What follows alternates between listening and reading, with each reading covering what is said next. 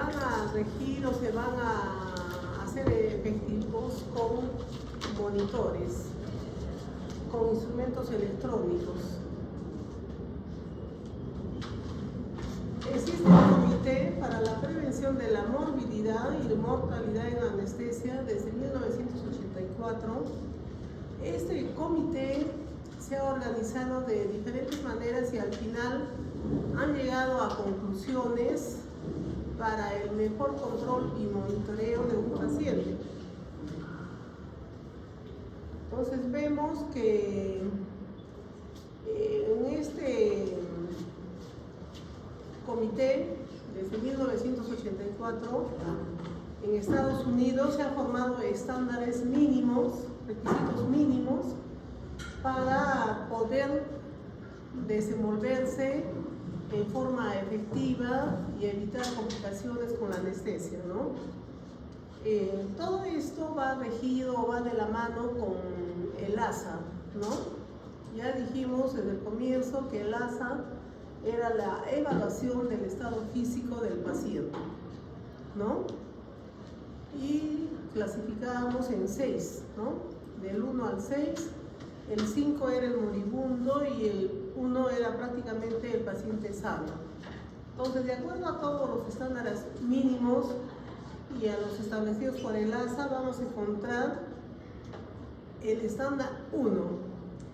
Es aquel en el que el personal que debe dar anestesia debe ser un personal que tenga especialidad, ser calificado para poder desarrollar la anestesia en general, ¿no?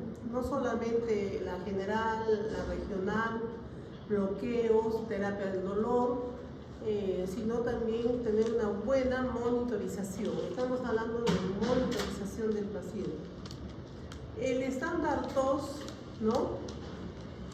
La capacidad de interpretar una monitorización continua significa que cuando, por ejemplo, nosotros estemos con un paciente en un procedimiento quirúrgico bajo un procedimiento anestésico, la monitorización, la evaluación es en forma continua. En este estándar 2 vamos a ver la oxigenación, la ventilación, la circulación y la temperatura.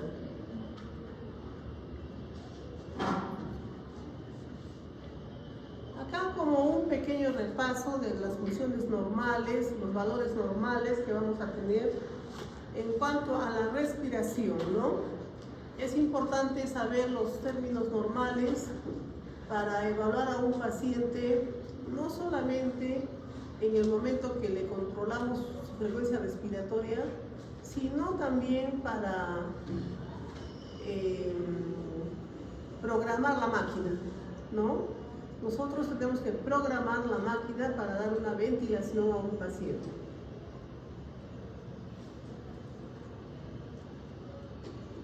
Entonces, la oxigenación es importante, ya sabemos.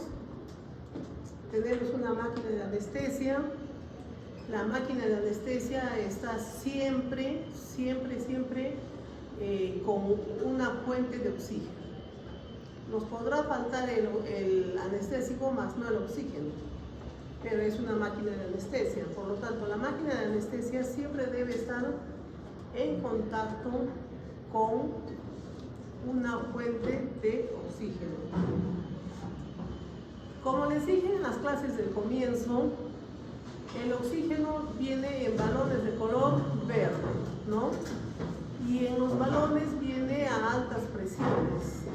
Entonces, las presiones se regulan con un manómetro. De lo contrario, se saldría todo el oxígeno a altas presiones. Y cada balón, después de su manómetro, va a tener un flujómetro.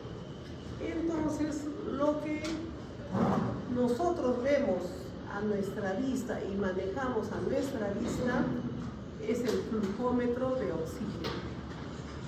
Cualquier alteración en cuanto al manómetro de oxígeno o al balón propiamente dicho, ¿quién tendría que ver?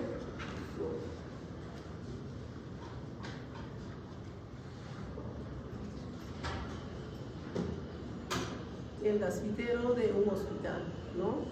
Los que se encargan de los gases, de los balones. El pulso oxímetro, vemos que la monitorización se hace a través de la onda de pulso, ¿no? También está aceptada por el ASA, ¿no? Y hay situaciones en que la monitorización del oxímetro de pulso puede variar. Como es, si nosotros estamos detectando la onda de un pulso o de un latido en el pulso oxímetro, puede ser del dedo, de la mano, puede ser del dedo, del pie, puede ser del pabellón de la oreja. Pero ¿qué estamos detectando? Estamos detectando una onda de pulso. Si el paciente está chocado, es decir, tiene la presión baja, esa onda no se detecta, podría ser que nos dé alteraciones. Si el paciente también tiene anemia, es decir, una hemoglobina muy baja, y quién sabe, está acompañado de sepsis o también de acidosis o una deshidratación, también probablemente no se detecte la saturación de oxígeno o no funcione el pulso oxímetro. Y por último, que creamos que el pulso oxímetro está funcionando bien y sin embargo está apagado o está desconectado.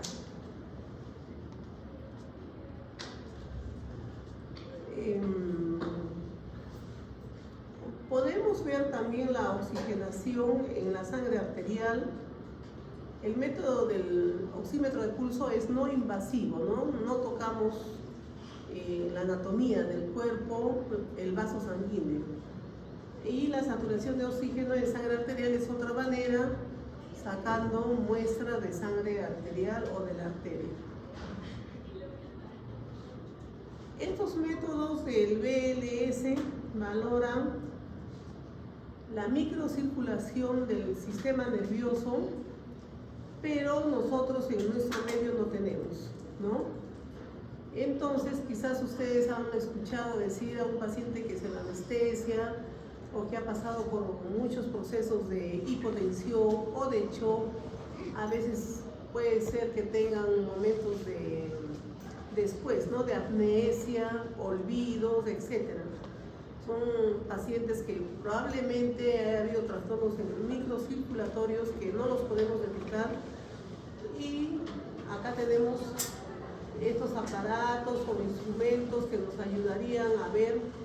Pero si nosotros no tenemos esto, ¿cómo podemos ayudar al paciente? Manteniendo buenas funciones vitales, ¿no? Manteniendo un buen medio interno. ¿Y cómo hacemos esto? Justamente el tema de hoy se trata de monitorización de las funciones vitales. Entonces, el control y monitoreo de las funciones vitales, de la oxigenación del paciente, es importante para el momento en que se opera al paciente y también en su posoperatorio y en su vida cotidiana después. La ventilación mecánica va a ser durante todo el proceso de la anestesia en un paciente que requiere una máquina de anestesia, ¿no? Un ventilador. ¿En qué pacientes nosotros vamos a requerir de una ventilación por más tiempo?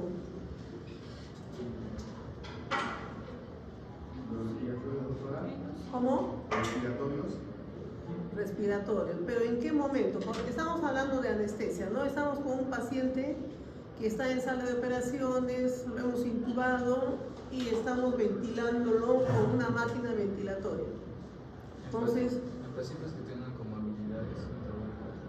Ya, pacientes que tengan comorbilidades o pacientes ASA 4, ASA 5, que son pacientes que acaba el acto quirúrgico, acaba el acto anestésico, pero el paciente no respira, pues no respira, no reacciona, no responde. Es un paciente ASA 4, ASA 5, es un paciente que va a seguir con la máquina, pero solamente máquina ventilatoria, ¿no? Entonces también nosotros tenemos que monitorizar bien una máquina ventilatoria, no solamente en el momento del acto anestésico, sino después.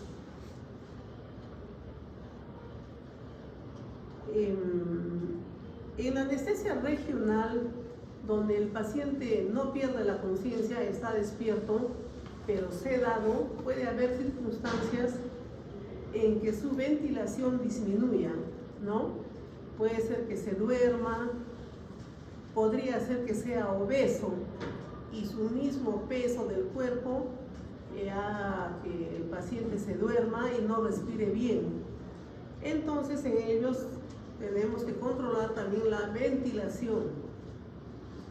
Generalmente ustedes han visto que se les coloca una máscara de oxígeno, ¿no? Y a veces puede tener la máscara de oxígeno, pero no ventila bien. Entonces, en algunos casos, si algunos alumnos ya han visto, les colocamos una manguerita al lado de las fosas nasales o de la boca para ver su capnografía, ¿no? Si es un paciente que está respirando espontáneamente, vamos a ver la capnografía. Entonces, un paciente que esté intubado es en forma automática la ventilación, se controla el monitoreo de cómo le damos el oxígeno y también la capnografía. Y en un paciente que no está intubado, podemos también controlar la capnografía colocando el capnógrafo al lado de la exhalación del paciente. ¿Por qué? Porque el capnógrafo valora el CO2 expirado, ¿no? Entonces, una buena ventilación se va a monitorizar con el capnógrafo. El capnógrafo mide el CO2 expirado. Si ustedes colocan el capnógrafo a un paciente, la curva normal es esta. Esta va a ser la curva normal. Si ustedes ven alteraciones en la curva, está pasando algo al paciente, ¿no? Puede ser que no esté respirando bien.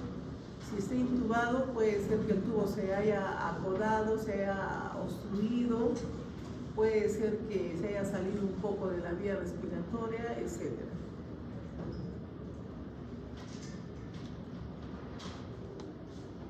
Acá está el capnógrafo. Generalmente es alrededor de 30-35 milímetros de mercurio, 25 milímetros de mercurio. La gasometría arterial también es importante en el monitoreo del paciente. Sobre todo, ¿en qué tipo de pacientes?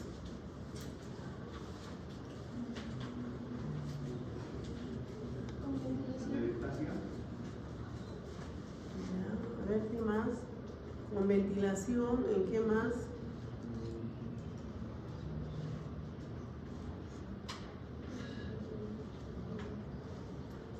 La gasometría, ¿en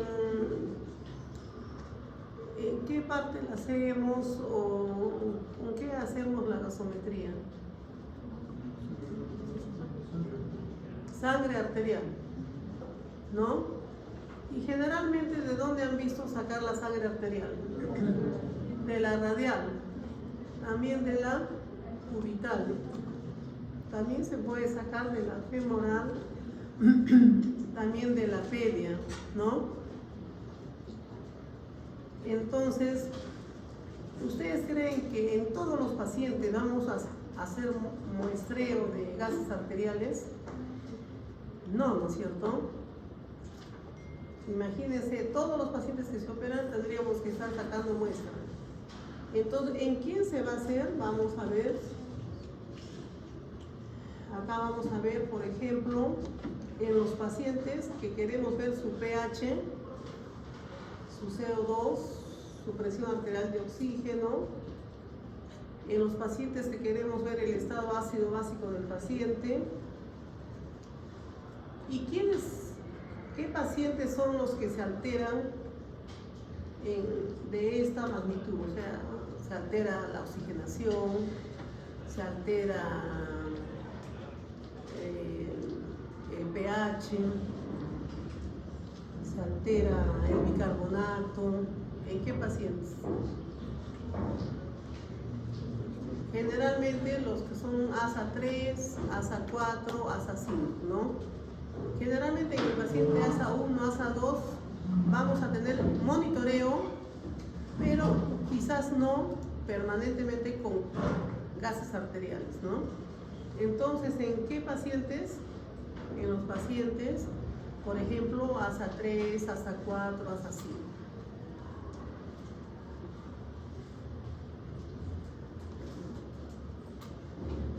Ahora vamos a ver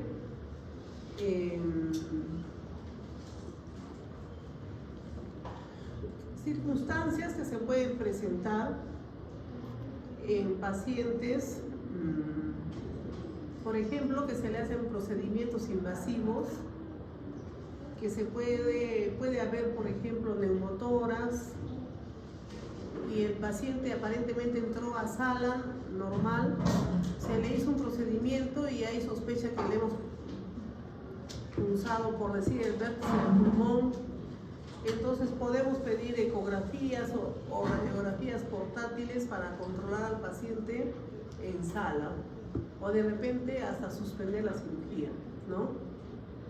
Entonces, ante la sospecha de un problema de neumotórax, un problema de complicación respiratoria, tenemos que tomar, si estamos en un hospital de nivel, todo lo necesario, ¿no? Su radiografía, su ecografía.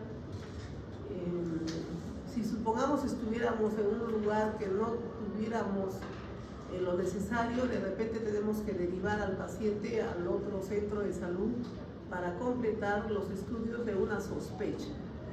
Y quizás se llegue a suspender la cirugía, ¿no? Porque estamos hablando de pacientes que van a entrar a ser operados.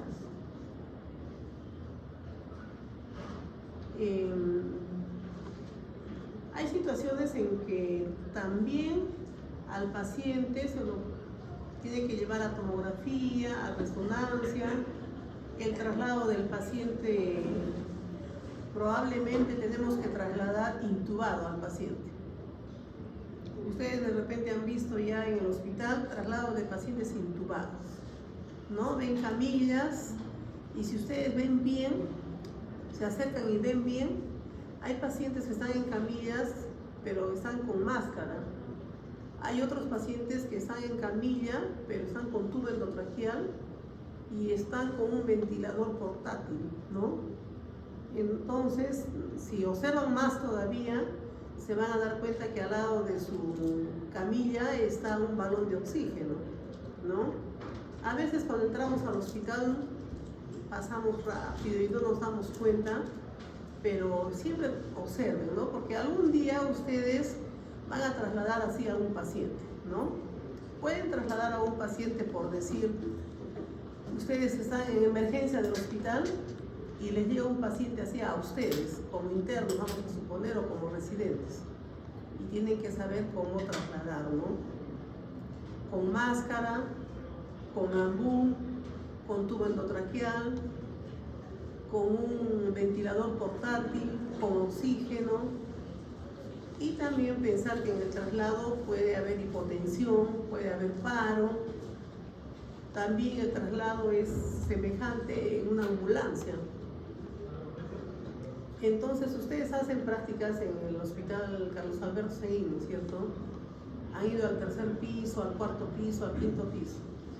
Muchas veces de los pisos se traslada a los pacientes, bajan hasta el primer piso en ascensor y de ahí suben a la ambulancia, y de la ambulancia van a la emergencia, que es traumachoc, ¿no? Y de traumachoc también pacientes van intubados con oxígeno, todo en ambulancia, hasta el edificio grande y de ahí suben a la UCI. Así los pacientes están, ¿no? Y ese monitoreo es parecido, es semejante al de sala de operaciones. O sea, pacientes intubados, con su ventilación, con su oxígeno, con su máquina ventilatoria portátil. Y en ese trayecto puede haber hipotensión y puede haber paro, ¿no? Entonces, todo eso quiero que aprendan ustedes porque les va a tocar, ¿no? A veces hemos tenido que hacer en la ambulancia del hospital de 7 pisos al de 2 pisos, en la ambulancia hemos tenido que hacer desfibrilación, en la ambulancia, ¿no? Entonces el traslado del paciente es importante, con monitoreo todavía más adecuado porque nos va a tomar en momentos en que de repente estamos entre hospital y hospital y no tenemos todos los medios como en cada lugar donde se actúa mejor, ¿no? La frecuencia cardíaca, acá vamos a ver, ya hemos visto la ventilación, la respiración y ahora la frecuencia cardíaca. Estos son los valores de los recién nacidos, de los niños y del adulto. Para tomar en cuenta cómo está ingresando un niño o un adulto y también los parámetros ventilatorios de la máquina.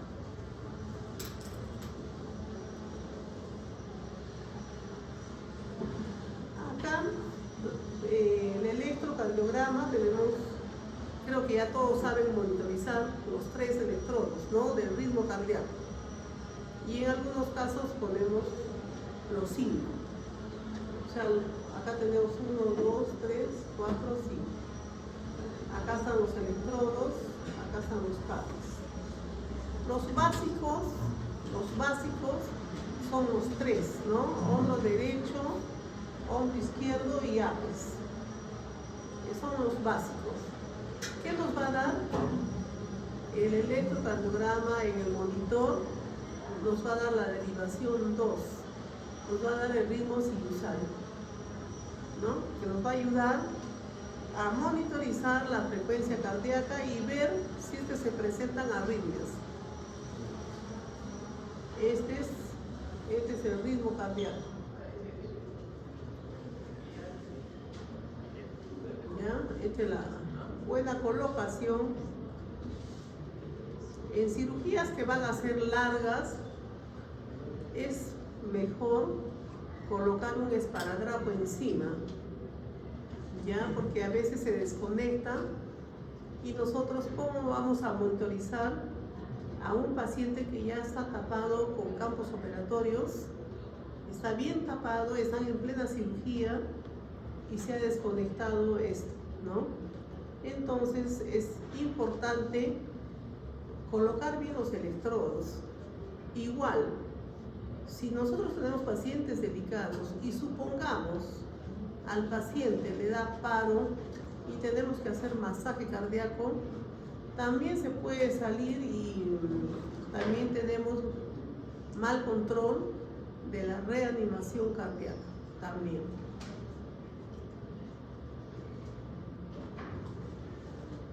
Acá vamos a ver cuando nosotros colocamos esta monitorización del ritmo cardíaco, y si ustedes se dan cuenta y están manejando el electrobisturí, acá va a haber alteraciones. Y ustedes pueden decir, hay arritmia cardíaca, ¿no? No, solamente son interferencias eléctricas, nada más. O sea, puede haber interferencia eléctrica, mas no arritmia. ¿Cuándo se da?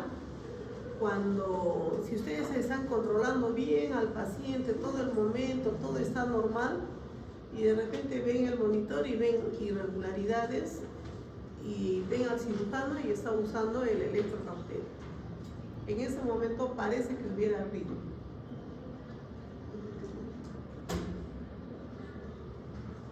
Estas son formas de tomar la presión antiguamente, ¿no? Incluso en los tiempos antiguos se usaba para conectar directamente a la arteria y que nos podía dar el cálculo de la presión arterial invasiva. Pero si ustedes se dan cuenta, prácticamente ya no se usa bueno, en algunos lugares generalmente, pero en la actualidad lo que más se usa son los digitales, ¿no? Los digitales, más rápido, pero esto es solamente como un repaso. Ahora, las variaciones de la presión, a tomar en cuenta que podría haber pequeñas variaciones en la presión en ciertas circunstancias, ¿no? Que ustedes van a estar con el paciente. Por ejemplo, en la noche puede ser, por ejemplo, si el paciente tiene feocromocitoma, si es fumador o fuma cigarrillos recientemente, o por ejemplo, si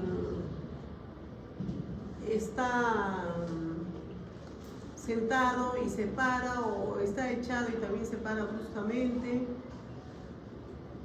¿En quién, por ejemplo, vemos estas situaciones de los movimientos cuando el paciente es ambulatorio, ¿no? Se va a ir a su casa, está bien aparentemente echado, se para y de repente se nos puede caer.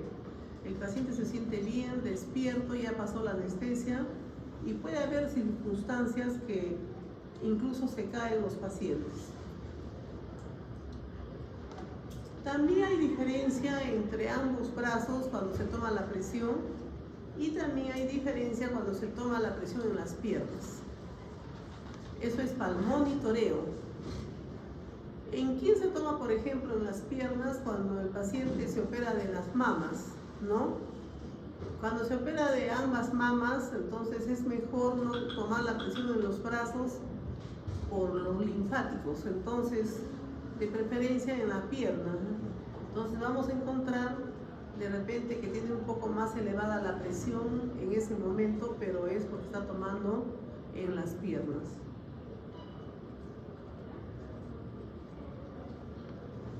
Esta es la presión, así es, presión arterial no invasiva. En las máquinas de anestesia ustedes van a ver, siempre observen PANI, ¿no? PANI. Yo les digo, toma la presión y ustedes van a apretar o a presionar el botón que dice PANI. Entonces es automática, no es invasiva, detecta la presión arterial y siempre va a ir con su funda en el brazo, ¿no? Esa es la PANI. Y la presión arterial invasiva es la presión que se va a encontrar cuando nosotros canalizamos la arteria. Puede ser la arteria radial, puede ser la arteria cubital, a veces la femoral o la pedia. Colocamos un catéter. Generalmente el catéter es de 20, número 20, un rosadito. O también puede ser un celeste, que es el 22, cuando es difícil, ¿no? Entonces, una vez canalizada la arteria, vamos a colocar ahí todo un equipo especial que se va a conectar aquí. Entonces, ustedes cuando coloquen la línea arterial, piden a la enfermera o al almacén un equipo de línea arterial, van a canalizar la arteria y van a colocar una rama de ese equipo aquí y la otra rama en el monitor, ¿ya? Entonces, ¿qué hace la canalización de la línea arterial? Que acá en la pantalla se registre la onda de la arteria, ya no la de pulso. ¿Cuándo se registraba la onda de pulso? A ver si se acuerdan. con el pulso oxímetro en el dedo, ¿no? Con el pulso oxímetro en el dedo. Y acá que estamos graficando la onda del pulso arterial. ¿Y de dónde viene? De la arteria. Entonces, acá no estamos viendo oximetría, estamos viendo presión. O sea, hay una onda arterial con la presión que sale de la arteria que se registra en el monitor. Entonces, ¿qué está tomando? La presión arterial. Por eso se llama presión arterial invasiva. ¿En qué pacientes vamos a colocar un catéter en la línea arterial para tener la presión invasiva? ¿En qué pacientes? Pacientes ASA 3, ASA 4, ASA 5, pacientes ASA 2 también, que va a ser una cirugía larga, compleja, que va a durar 4, 6 horas, 8 horas. ¿Por qué? Porque la presión es continua, ¿no? Entonces tenemos que ver la variación en la presión en forma continua, ¿no? En forma continua sale la presión en la pantalla. Entonces, ¿para qué sirve también esta línea arterial?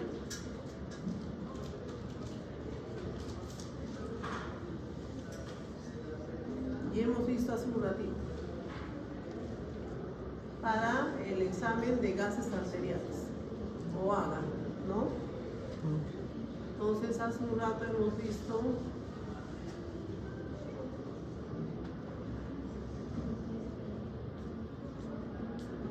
para esto. Entonces, esa sangre arterial sirve para el AGA, gasometría arterial o AGA. Entonces, si ustedes están como internos o residentes en emergencia, les van a decir, sácale un AGA al paciente. Sácale un AGA. Al toque van a la radial, a la cubital, sacan una muestra con una jeringa de gases.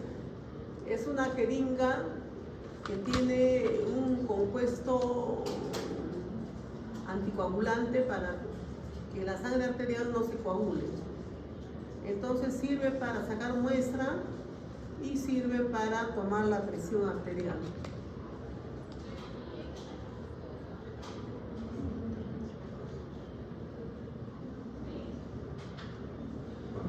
La monitorización renal se basa en no exceder líquidos o también no deshidratar al paciente. Es de acuerdo a la necesidad del paciente, ¿no? Debemos evitar que el paciente esté chocado permanentemente, que esté en acidosis, el que sangre demasiado, que de repente tenga mucha anestesia, etc.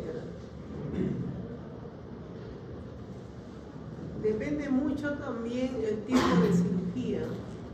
Si el tiempo de cirugía va a ser largo, también tenemos que colocar una sonda vesical.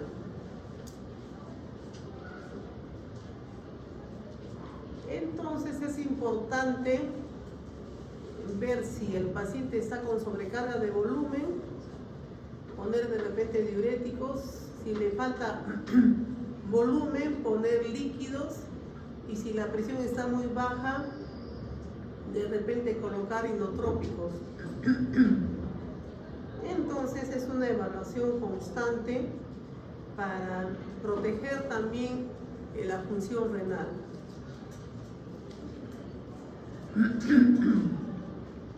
La temperatura es importante en el paciente. Hay que evitar la hipotermia, ¿no? El paciente, si está en hipotermia, va a favorecer la acidosis, va a disminuir su recuperación y va a tener también problemas ventilatorios. Entonces vamos a, aparte de controlar cuánto tiene temperatura, tenemos que al paciente colocar abrigo, ¿no? Hay mantas térmicas. Hay pacientes que salen muy chocados y necesitan de repente una manta térmica. Tenemos mantas térmicas que cubren al paciente y le dan calor de tal manera que ayuda a su recuperación.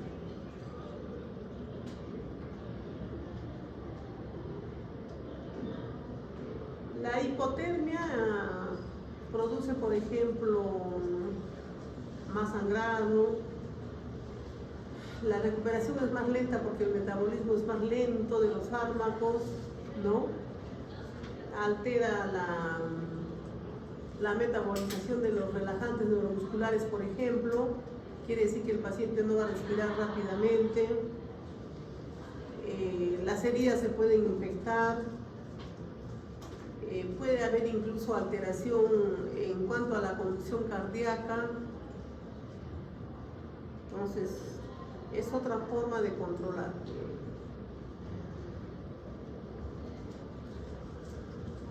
Estas son las formas de termómetros que hay, ¿no? Por ejemplo, nosotros en sala generalmente usamos los comunes y para una cirugía, por ejemplo, de corazón usan los exofágicos. Los termómetros exofágicos se introducen en el esófago y se conectan a unos dispositivos, a unos cables que van a ir a la pantalla también. ¿Y por qué, por ejemplo, es importante un termómetro esofágico en un paciente cardíaco, por ejemplo? Porque las variantes de temperatura en un paciente cardíaco pueden ser de gran repercusión, ¿no? Por ejemplo, en el momento que se usa la máquina extracorpórea, ustedes saben que toda la sangre pasa a una máquina. En la máquina hay otra temperatura, ¿no? Del cuerpo. Entonces, imagínense glóbulos rojos en una máquina, después tienen que volver al cuerpo, etc. Entonces ahí es estricto el control de la temperatura. Nosotros sí controlamos la temperatura en los pacientes que van a entrar a una cirugía y vemos, ¿no? Si esa es una emergencia, podríamos ingresar por temperatura, pero si es una cirugía programada y está con fiebre, generalmente no se opera, ¿no? O sea, un paciente que tiene fiebre y va a entrar a una cirugía programada no debe operarse. Pero si es una emergencia, sí.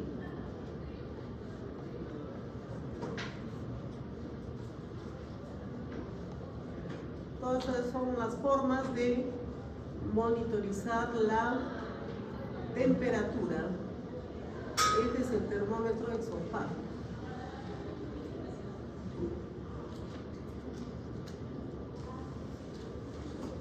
La hipotermia solamente se dice que se debe buscar en pacientes que han tenido un paro cardíaco para proteger el cerebro, ¿no? Eso se llama la hipotermia indicada en pacientes con protección cerebral.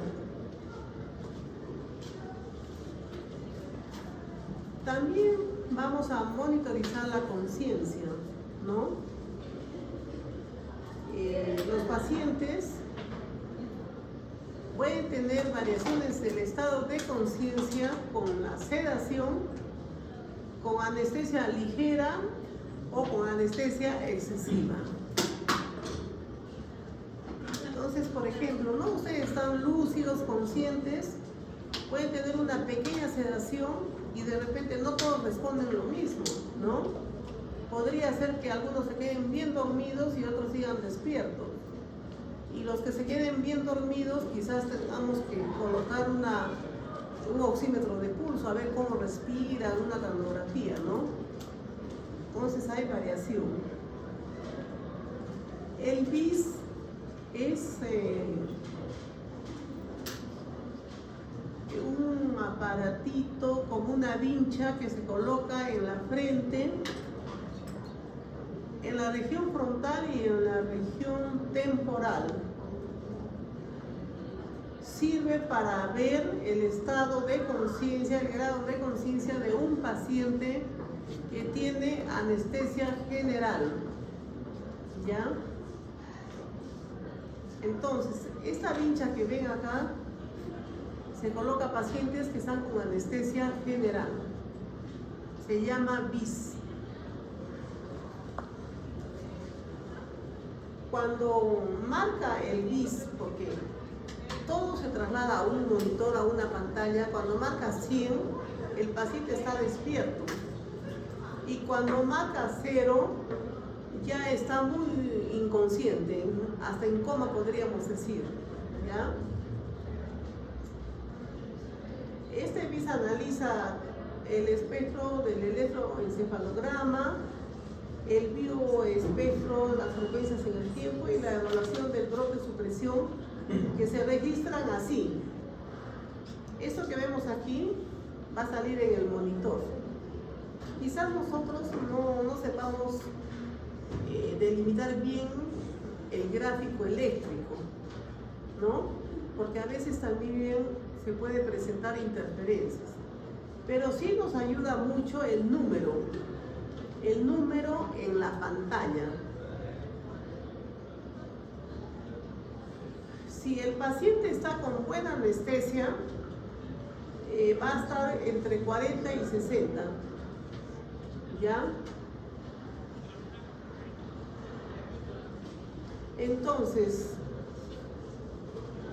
un paciente que tiene BIS y que va conectado aquí, miren aquí, en el monitor hay 60, está anestesiado, ¿ya? Ahora dice que puede variar en los infantes, ¿no? Puede variar, por ejemplo, cuando se usa ketamina, sí puede variar. Entonces el BIS nos da una idea, pero siempre acuérdense que no todo es absoluto, ¿no? Siempre va de la mano. Si yo tengo duda, miro el BIS en la pantalla y tengo duda, que tengo que fijarme que las funciones vitales no bajen mucho, o sea, no vaya al paro, ¿no? Tengo que fijarme que el anestésico que le estoy colocando no esté en gran cantidad. Entonces eso me ayuda a mí, ¿no? Porque digo, este BIS me está mostrando 60, 40, pero no tengo certeza o puede variar. Entonces me fijo en lo demás. Ventilación, si sangra el paciente, si tengo mucho anestésico y si las funciones vitales están muy bajas. Entonces, todo eso me ayuda a ver si el paciente se está yendo a la anestesia profunda. O también si el paciente se está despertando, ¿no? También. Entonces, el BIS, cuando marca 50, por ejemplo, está anestesiado. Cuando marca 15, de repente se está yendo al cuarto plano, al plano vulvar. Y cuando ya está por 80, 90, se está despertando. Para eso nos indica el BIS. Pero como les digo, siempre vayan de la mano de lo demás. ¿Ya?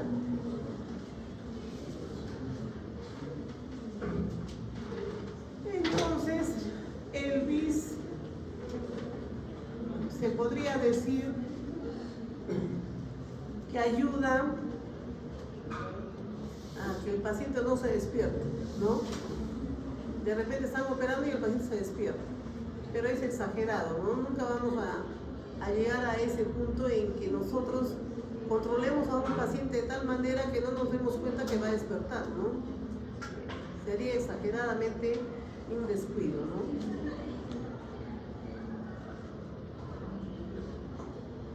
Estas son otras formas de controlar la anestesia general, ¿no? Usando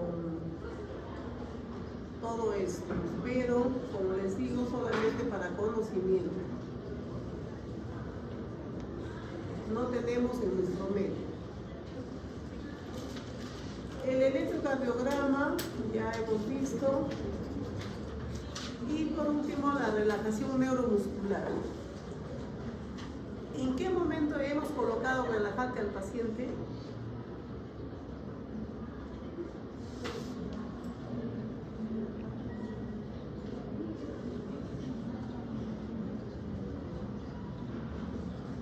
¿Quién se acuerda? Como coadyuvante del anestésico general. ¿En qué momento? ¿En qué preciso momento le colocamos el relajante? ¿Quién se acuerda? Es un coadyuvante de la anestesia general. Puede ser coadyuvante de ceborande, puede ser coadyuvante de propofol, de la ketamina. ¿Y en qué momento le colocamos? Generalmente para intubar al paciente, ¿no? Entonces, si la operación dura más tiempo que el relajante, no hay problema porque se metabolizó. Pero si la operación dura menos y todavía existe el relajante, ¿qué va a pasar con el paciente? No respira porque está relajado. No está relajado porque está tranquilo, porque hay confusión. Generalmente dicen, está relajado a un paciente que está tranquilo. No, relajado significa que no hay contracción muscular. Es decir, que no se contraen los respiratorios, no hay movimiento de manos, no hay apertura de ojos, porque no hay contracción muscular. Entonces el paciente no respira. ¿Cómo monitorizamos? Con este tren de 4. Este es un monitorizo. Este monitor se coloca en la mano, tiene unos botoncitos que se apretan acá y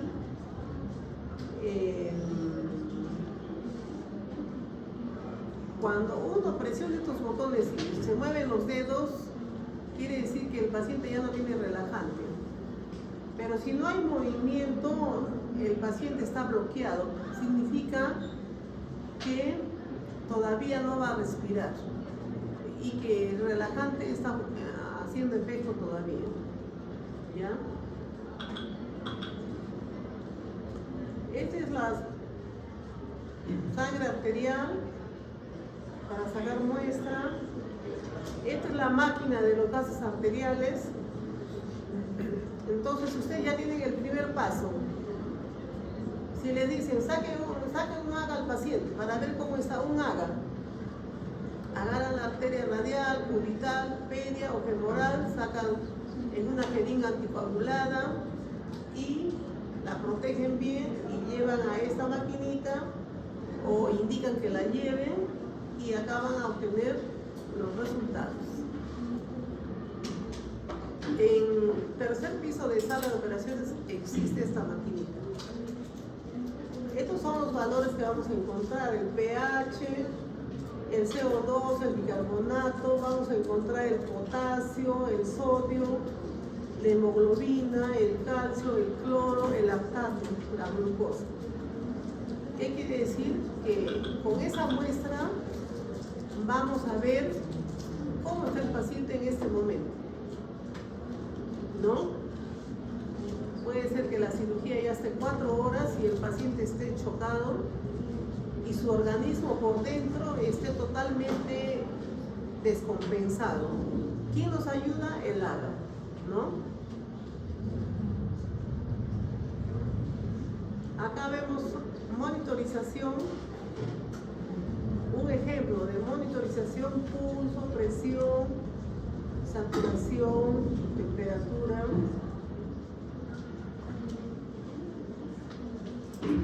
Y ahí acabó con lo que es monitorización. Preguntas sobre alguna duda que tengan.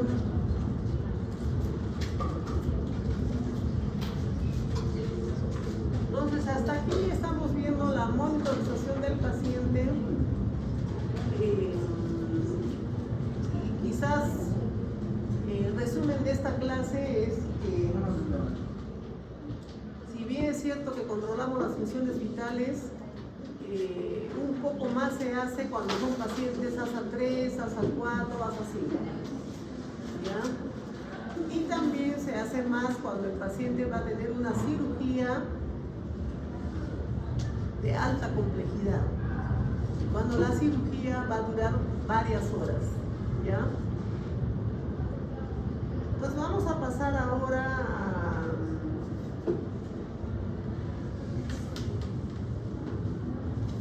a complicaciones.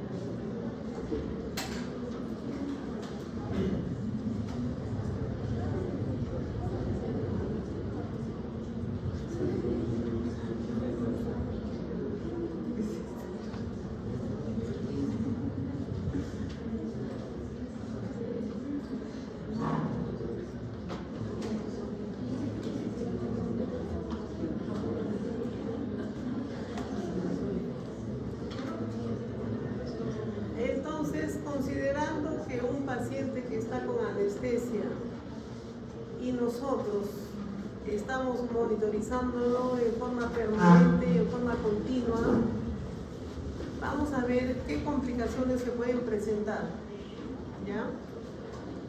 Para ello, vimos en la primera clase que nosotros teníamos que evaluar a un paciente, ¿no? Y una vez que lo evaluamos al paciente, íbamos a decir si el paciente es ASA 1, ASA 2, ASA 3, ASA 4. Y vamos a ver si es que la cirugía era corta, larga o complicada, ¿no? Y de acuerdo a eso íbamos a elegir el anestésico. Entonces es importante elegir el anestésico y también el uso del anestésico. Es muy importante, entonces ya vamos, como se dice, a arrancar con el paciente, ¿no? A decidir qué le vamos a colocar al paciente. Consideramos también que la anestesia va a comprometer a todos los órganos, ¿no? Tanto pulmones, tráquea, va a comprometer al cerebro, al riñón, a todo. Hemos visto que los anestésicos van a producir trastornos cardiovasculares que generalmente van a ser depresión, como es bradicardia, hipotensión, disminución del gasto cardíaco, etc. El único que quizás no altere tanto las funciones cardíacas o no deprima era la ketamina, ¿no? Después casi todos eran depresión, ¿no? Las complicaciones cardiovasculares, todos sabemos que cuando el paciente está en grave riesgo en una sala de operaciones, siempre hay las complicaciones cardiovasculares, ¿no? Que son un alto porcentaje, ¿no? Y si el paciente ha tenido como antecedente una enfermedad cardiovascular, es mayor. Por eso es que se toma en cuenta la valoración preanestésica, ¿no? La tasa de mortalidad postoperatoria puede ser hasta de 30 días en un 3%. Y las complicaciones cardíacas, infarto de miocardio, edema agudo del pulmón, que va hasta 5%.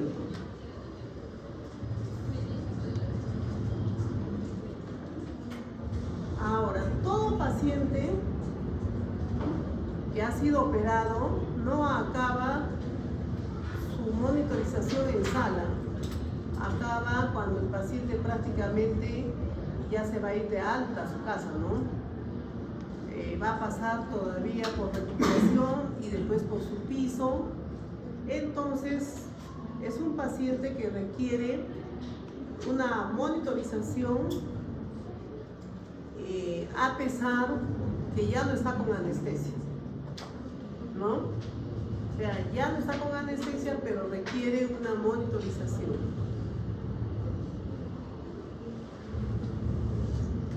¿Dónde se evalúa al paciente en los primeros momentos posanestésicos? Es en la unidad de recuperación posanestésica, ¿no? En la unidad o URPA se monitoriza permanentemente, ¿no? A cargo de un anestesiólogo que va a dar el alta en su debido momento.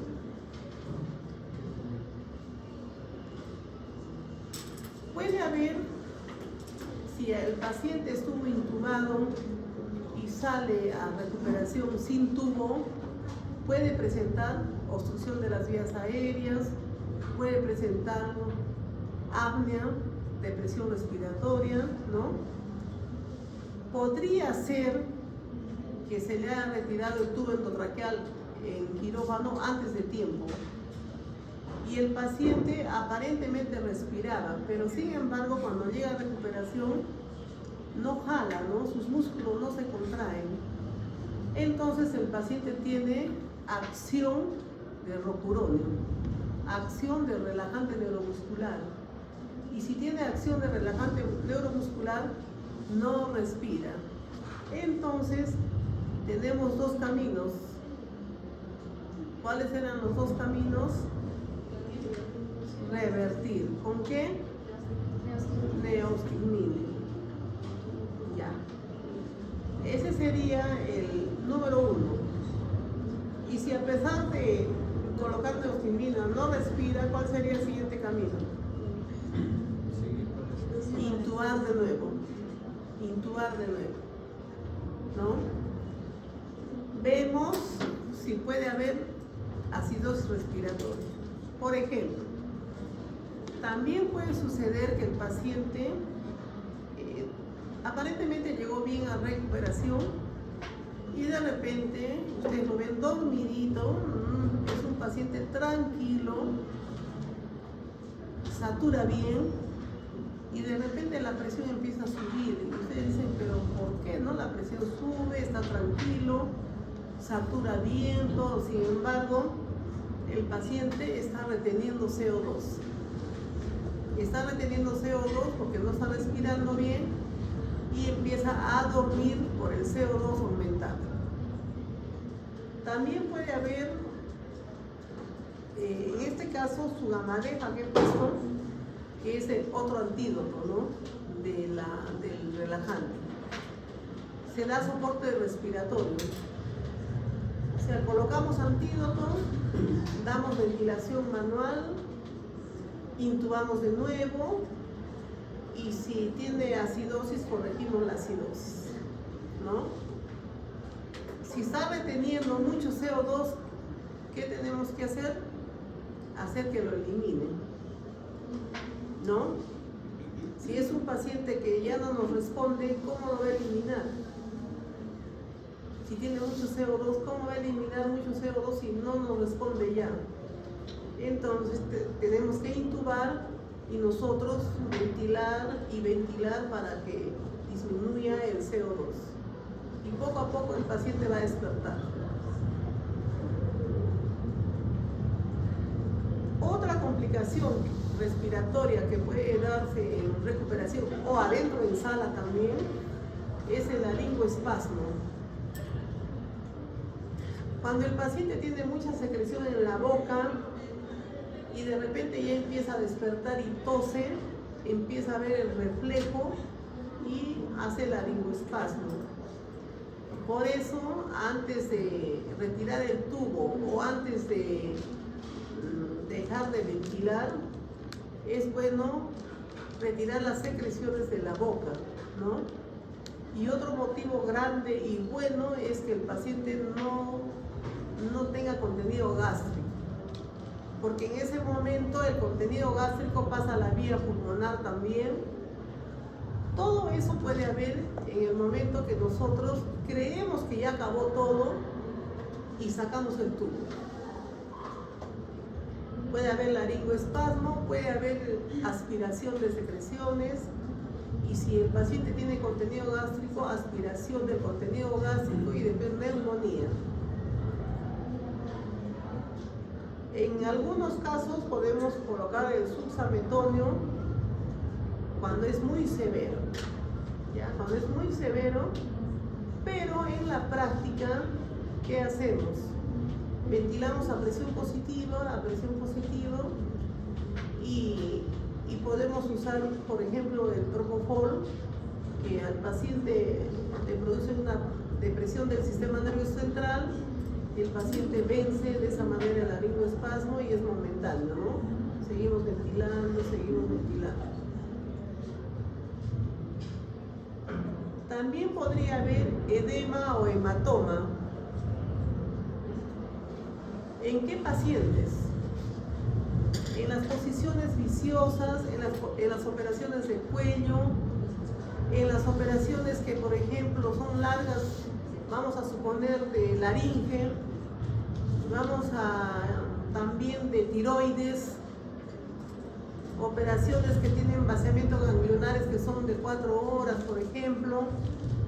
Aparentemente todo marchaba bien, todo iba bien, acabó la anestesia, se retiró el tubo endotraqueal, todo iba bien, incluso el paciente ya está en recuperación y ya nos está hablando y está con su parche acá, ¿no? Nos está hablando y de repente nos manifiesta y dice: me está faltando el aire, siento que no respiro bien, ¿no? Entonces tenemos que hacer revisar todo el campo operatorio, las heridas operatorias por el especialista para ver si hay coágulos, si hay hematomas. ¿Cuándo es más fácil? Cuando acá vemos la sangre, los coágulos, cuando vemos acá. ¿Y cuándo es más difícil? Cuando todo es adentro. Cuando el hematoma está aumentando hacia adentro, ¿no? Porque si está aumentando hacia adentro, ¿qué está pasando? Está obstruyendo la vía respiratoria. Y hay casos en que se los entra a sala de operaciones para hacer hemostasia y cuando queremos intubar ya no se mira la laringe, ¿no? Porque ya no se mira la epiglotis, porque el hematoma está para atrás, ¿no? Entonces, en cirugías así hay que tener mucho cuidado también.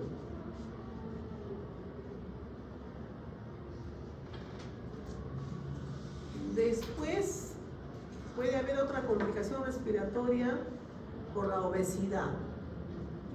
Pacientes que de por sí son obesas,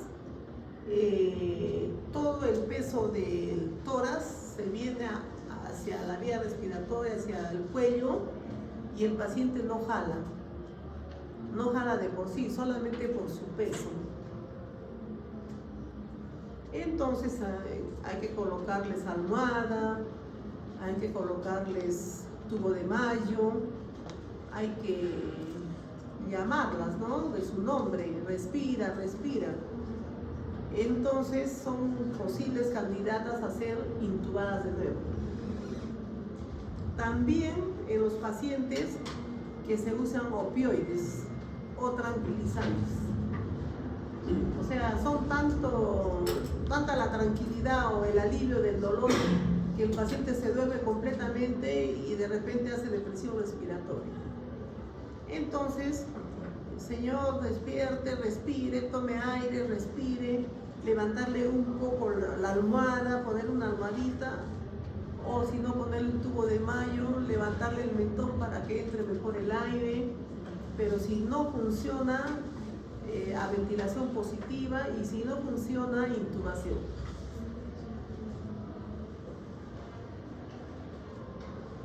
Puede haber complicaciones respiratorias muchas, ¿no?, que no son comunes: atelectasia, hipoventilación, puede haber mucha compresión del tórax por vendajes.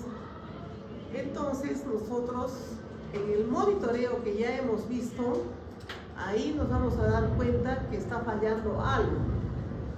Y si vemos que el paciente está vendado, tiene vendaje en el tórax, es una causa.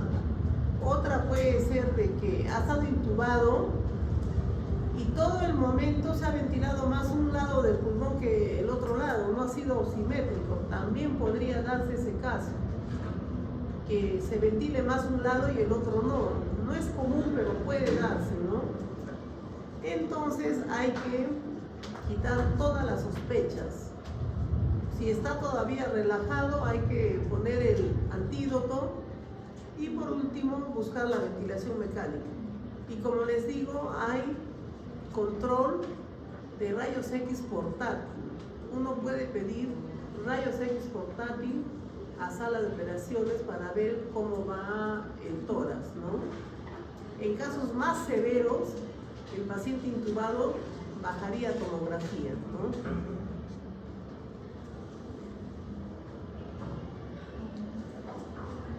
¿Cómo nos damos cuenta si el CO2 está aumentado en un paciente que está bien apretado y no respira bien, está reteniendo CO2? ¿Cómo nos damos cuenta de estos valores? ¿Cómo comprobamos estos valores?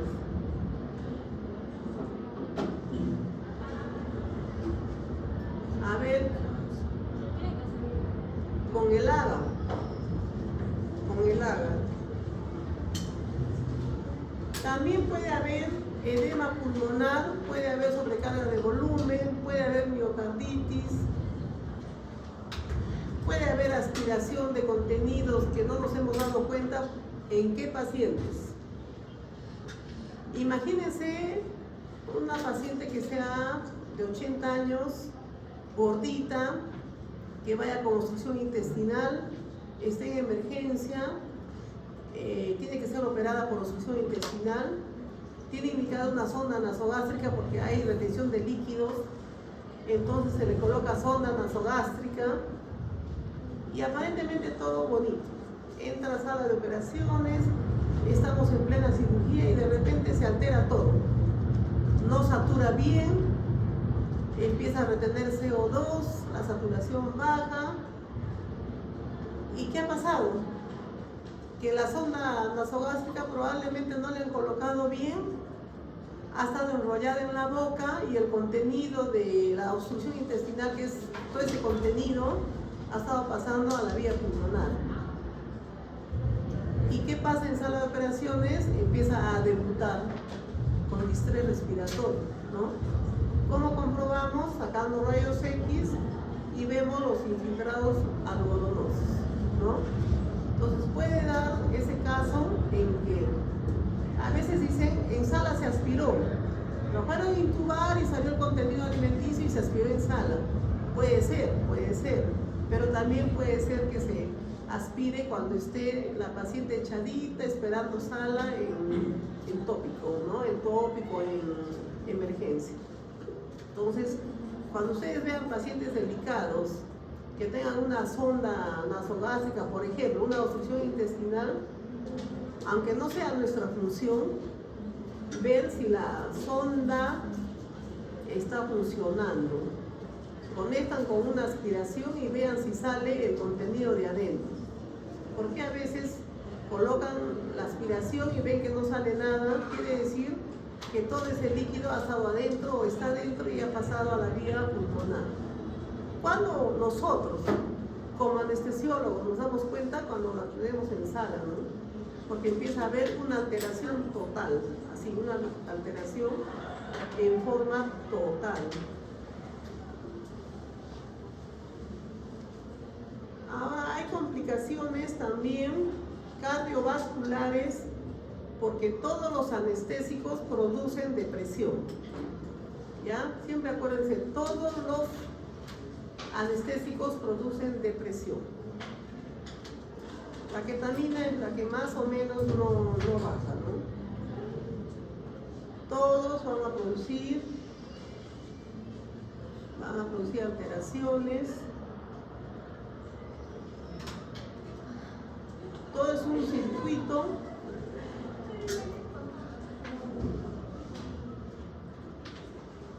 y acá vemos el riesgo cardíaco, que es la probabilidad de complicaciones cardíacas transoperatorias que son mortales o ponen en peligro la vida del paciente, ¿no? O sea, es la probabilidad de las complicaciones cardíacas.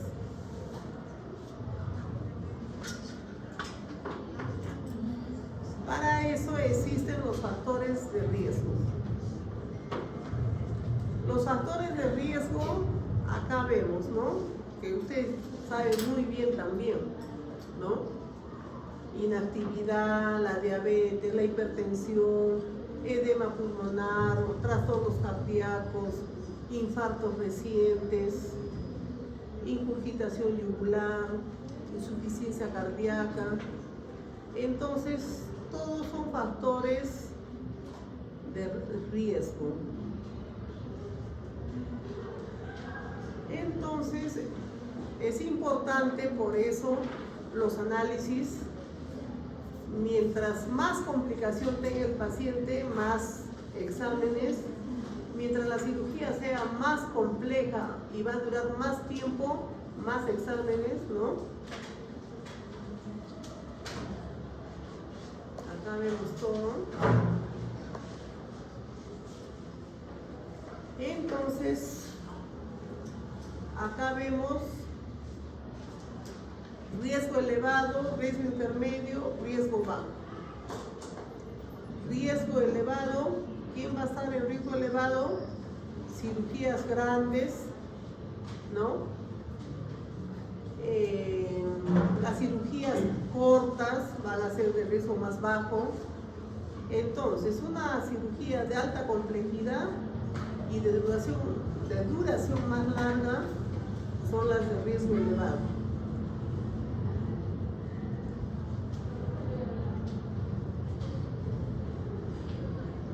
La hipotensión en un paciente, además de la anestesia, que sabemos que la anestesia produce la hipotensión, va a haber reflejos nocivos, el tipo de cirugía, si es grande, si hay alta hemorragia sanguínea, si tiene deficiencia adrenocortical, el cambio de posición normal del paciente, si por ejemplo se le coloca fármacos incompatibles o transfusión de sangre incompatible, también son factores de riesgo que van a producir complicaciones como es la hipotensión.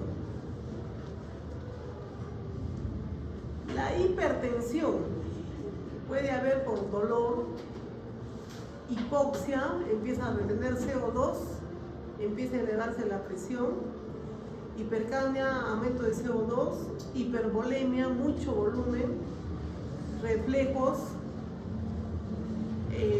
aumento de la presión endocraniana, fármacos que elevan la presión como es los vasopresores, que se pueden colocar en forma excesiva, o pacientes que tengan tumoración como es el feocromocitoma.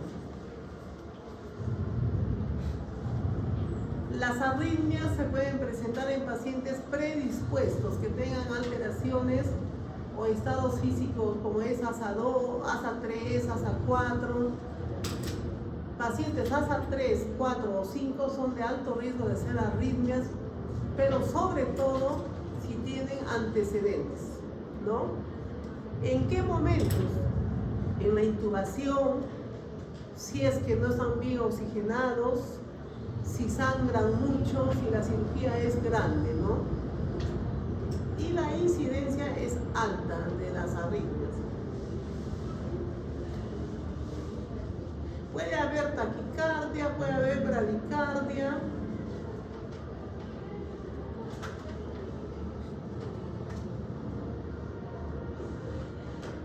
Fibrilación. Entonces ahí podemos usar, por ejemplo, la miodarona, podemos usar la lidocaína, ¿no?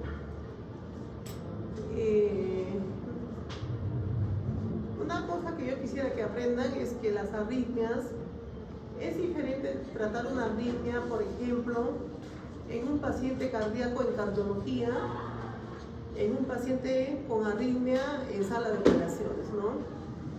¿Por qué? Si ustedes ven un paciente con una arritmia en cardiología, el paciente en cardiología no está sometido a un corte, a una cirugía, y no está sometido a anestesia. En cambio, una arritmia en sala está con corte, está abierto y está con anestésicos y está con arritmia. Entonces, también tenemos que saber cómo usar las drogas o los fármacos, ¿no? Siempre cuando usen ustedes un fármaco, una droga, siempre usen de una manera prudente, no en forma atropellada. Y también cuando estudien, lean las dosis, no es igual, ¿no?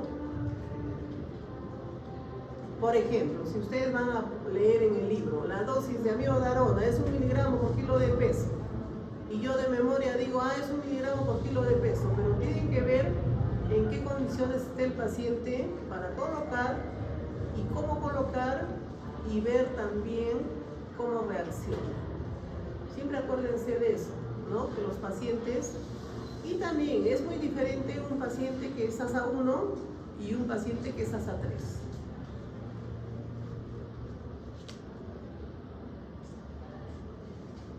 Bueno, puede haber todo esto, estrasístoles, taquicardia. En un comienzo podemos usar amiodarona, podemos usar lidocaína, oxigenación. Quizás al paciente le quitamos el anestésico, ¿no? Porque sería una causa.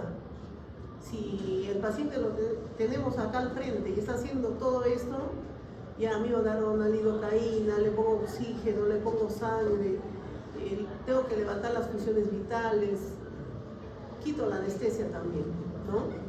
Es otra forma, ¿no? Son formas de ayudar al paciente. Y por último, se tiene que llegar a la RCP, ¿no? Entonces, ahora consideramos también que los pacientes que son ASA 4, ASA 5 ya entran con vasopresores a sala de operaciones. Vasopresores como es la noradrenalina, adrenalina, para poder vivir, porque están entre la vida y la muerte. Y sin embargo, hacen falla cardíaca, ¿no?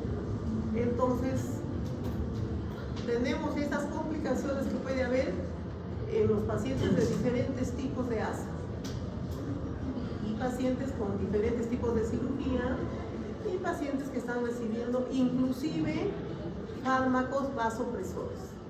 ¿Cuáles son los fármacos vasopresores que usan los pacientes ASA 4, por ejemplo? Adrenalina, noradrenalina, dopamina, ¿no? Sin embargo, de repente tenemos que hacer una reanimación cardíaca con adrenalina. Entonces sería prácticamente pacientes que de repente ya no necesitan reanimación cardíaca, ¿no?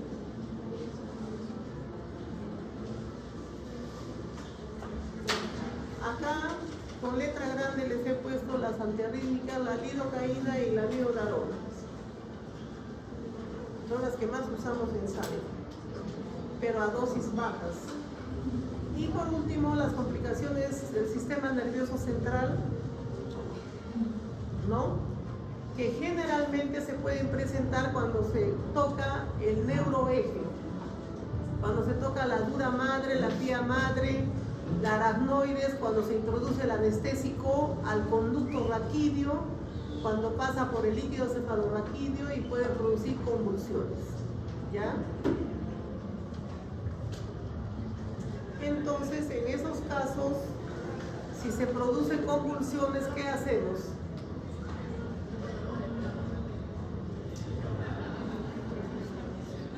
Dormir al paciente, ya sea con propofol, tiropental, con ceborane, no con ketamina, porque está convulsionando. Y una vez que el paciente con el propofol deje de convulsionar, se lo intuba al paciente. y esperamos que pase todo ese efecto del anestésico que ha pasado al conducto raquídeo. Entonces, una de las complicaciones más serias que puede haber neurológicas del anestésico raquídeo o epidural es las convulsiones, paro respiratorio. ¿Qué hacemos? Sedamos las convulsiones, intubamos al paciente. Si la presión ha bajado, ponemos un vasopresor y esperamos que pase el momento. Eso es usando los anestésicos locales en el sistema nervioso. ¿Ya? El paciente empieza a tener midriasis, se mueve, no puede hablar, se siente incómodo y de repente ya convulsiona.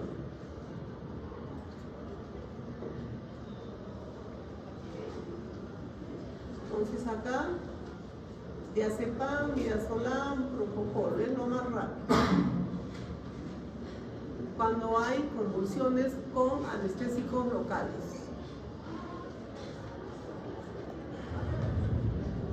Otra complicación es cuando se punza la dura madre en algunos pacientes y después les duele la cabeza permanentemente. Al segundo o tercer día de haber punzado la dura madre, los pacientes no se les pasa el dolor de cabeza. Entonces, se recurre a una serie de recursos como es posición de cúbito, no hacer presión de Valsalva, poner líquidos, reposar al paciente, sin embargo no le pasa el dolor. Entonces se recurre al parche hemático. Se saca sangre del paciente en una jeringa, unos 10 centímetros, y se coloca en el espacio epidural. De esa manera se cede la cefalea postpunción de la dura madre. ¿Quién tiene que hacer? El especialista, ¿no? Pero con una buena historia de saber que le han punzado la dura madre, que ha pasado 48, 72 horas y que el dolor de cabeza aumenta con la Valsalva, ¿no? Entonces, una vez diferenciando por qué le duele, se hace el parche hemático. A veces interconsultan por el dolor de cabeza y es por presión elevada, es por fiebre o tiene migraña el paciente y no es función de la dura madre. Entonces hay que saber distinguir. Los anestésicos locales, la bupivacaína, que es la más conocida, produce más efectos cardiovasculares tóxicos. Cuando se administra a dosis elevada, la bupivacaína produce más alteraciones tóxicas cardiovasculares. ¿Y quién produce las cerebrales? La lidocaína.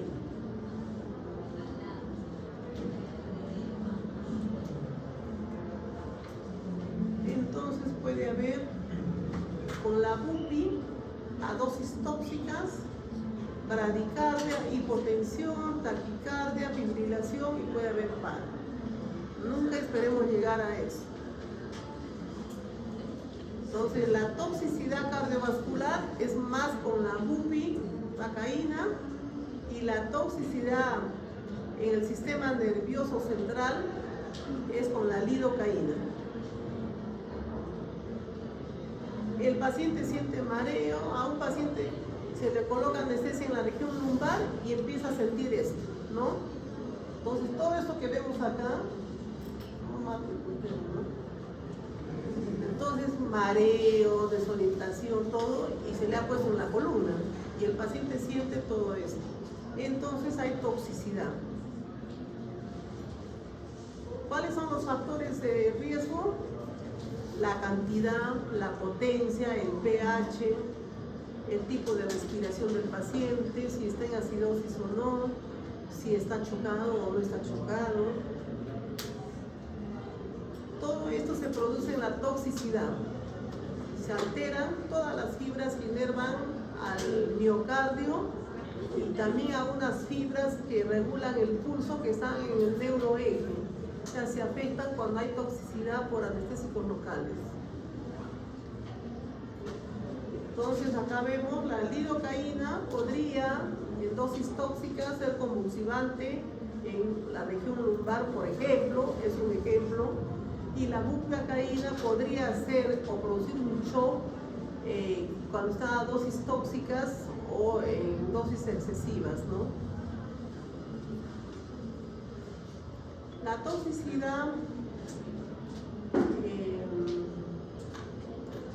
va a ser mayor cuando el paciente está en mal estado y está en acidosis, cuando hay alergia. Se supone que no debe haber mucha alergia a los anestésicos locales, pero podría haber. Hay que creer al paciente cuando dice que es alérgico. Y también cuando el paciente vemos que está en un estado de shock, preferible no usar, ¿no?, los anestésicos locales, preferible. Y ya acá vemos si es que se introduce cremas o sustancias en gel, en subcutáneo, intramuscular, que puede producir también daño tisular. Otras complicaciones puede ser náuseas, puede ser cefalea, y una de las principales es el fracaso de la anestesia, ¿no? Que hagamos todo para hacer mejor, pero fracasa. Si fracasa un tipo de anestesia, buscamos el otro tipo de anestesia, ¿no? Eso sería todo. ¿Alguna pregunta?